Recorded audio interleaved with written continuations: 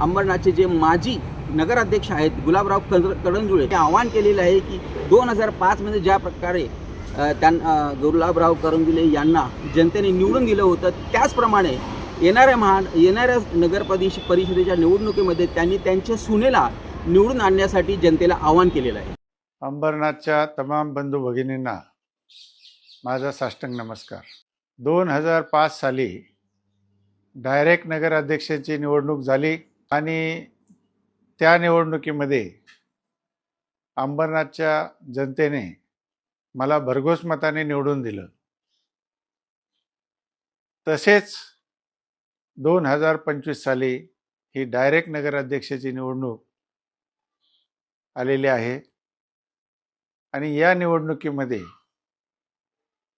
माझी सून तेजश्री विश्वजित करंजुले पाटील या उच्च शिक्षित CA आहेत, म्हणजे चार्टर्ड अकाउंटंट आहेत. आज संपूर्ण आमच्या कार्यालयाचा कारभार त्या सांभाळतात.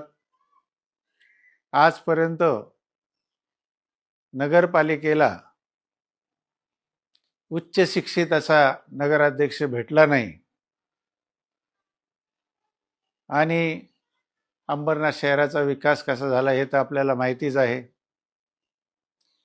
मी आपल्या सर्वांना आवाहन करतो की माझी सून तेजश्री विश्वजित करंजुले पाटील यांना या निवडणुकीमध्ये आपण भरघोस मताने निवडून द्या